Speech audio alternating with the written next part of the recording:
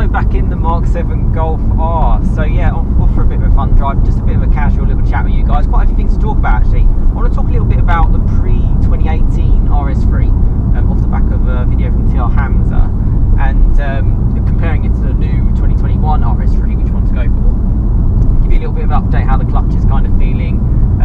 Also get some of the bad news out of the way. It is going to have to go back to sort something out. So yeah, let's just get into this. Just have a casual, nice, little fun drive in my Mark 7 Golf R and enjoy it.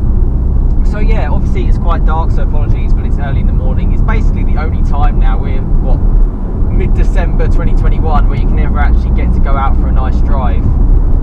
Obviously I'm not going to be giving it too much because my new clutch is probably, I don't know, 60, 70 miles old. So of course it's just sort of taking it easy. It's feeling okay. I mean, it's feeling quite firm, but you know, I've got no complaints. It's going to take a bit of time to get bedded in.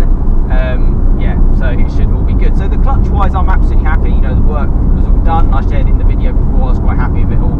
A few people commented saying, oh, you should be able to change the clutch within 4 hours. Yeah, maybe, I don't know. You know, once you include like a little bit of a road test as well in there, I'm not so sure. It's a fairly big job.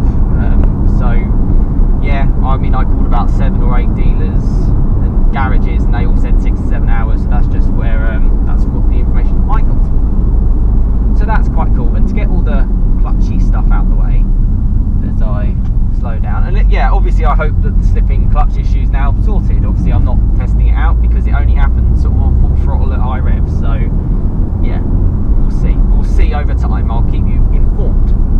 But yeah, unfortunately it is going to have to go back, which I am a little bit annoyed about, but there's not much I can do. So I did mention before the auto hold wasn't working. I hoped that I could just turn off the car and it would work again, and yeah, it hasn't. And I tried it the next day as well and it wasn't working, so I called them up and said it's not working, so I'm going to have to drop it back in with them to sort out next week. So yeah, a bit of a shame with that, but it is what it is. Now, I found out a little bit more about auto hold because it's probably the only lazy type feature that I always use. It's really, really great. If you're not familiar with what it does, you put your foot on the brake hard when you're at a standstill, just basically pump it, and it holds the brake for you. It just means that setting off, particularly in start-stoppy type traffic or on hills, it's really, really good. Got a nice bit of a puddle here. And it's really, really helpful. Now that part works fine. Unfortunately, the setting off part doesn't. It's not disengaging the brake. So normally when you sort of get the bite point and put your foot on the gas, it then recognises that, the system recognises that, and off you go. It's just not recognising it, so it's just basically not moving, which is a shame. So I've got it off now, and I'm just using obviously the auto electronic handbrake. So there you go. So, and I would like that working, and then yeah, once it's all sorted, I'll be happy, and I can sort of just get on with the car and just enjoy it. So there we go. That's that, and I'm obviously all quite honest and transparent with all the things. But yeah, for obviously give them £1,000 to do the work. It would have been nice if it was working, but yeah, it probably would have been on my list of things to test, as it is directly related to the clutch and how it works. When I spoke to the guy, he said they did disconnect the battery, so that might have just turned something off or on, but they'll have to get a diagnostic thing to get plugged in and get it sorted. So that's good. The good thing is about these nice roads is you don't really need to be going fast. You can't really be going fast to actually enjoy them. So find a nice road like I have here, find a nice early day in the morning, and just enjoy it. I actually quite enjoy it at slow speed, you know, 40 miles an hour. It's a 60 along here, surprisingly. It's actually quite fast for a 60, particularly with like downhill braking like this. So yeah, it's all quite fun. Anyway, that's the car done. I'm very happy to have it back. I'm off to Scotland soon, next week, and I would love if people who are aware, because I'm going to Edinburgh. It's quite a long trip there and back, and actually that's enough time to probably get the clutch bed in. If anyone knows any decent roads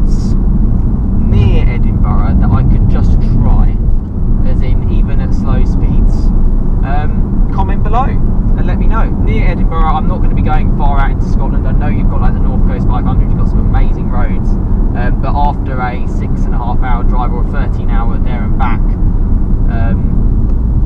yeah, I'm not really keen to driving too far out. So if you've got any suggestions, let me know. Otherwise, I will find it myself. So yeah, looking forward to going to Scotland actually. Never done a trip that big before, so yeah, just a bit of leisure time. So that should be quite nice. Quickly on the pre-2018 RS3 to the new RS3. Now I get a lot of comments from my subscribers, and actually ones that I've driven, people I've driven the Mark 8 Golf R before, and they're sort of talking about how they've ordered a new RS3 or they're thinking of ordering a new RS3. It's always along those lines. Now there was a video put up yesterday by TR Hamza, and basically he's got himself a 2018 RS3, and I would recommend checking out his video to understand why that is probably the right way to go. So I'll leave that in the description if you'd like to check it out. But in summary, it's less money, you can get it today and not in 6 months time. It sounds better because it's pre-OPF, pre-cars start getting ruined. I genuinely believe there is that sweet spot. I actually thought it was late 2017, but I guess 2018 cars kind of come into that bracket because they tend to be registered later, if that makes sense, than when they're built.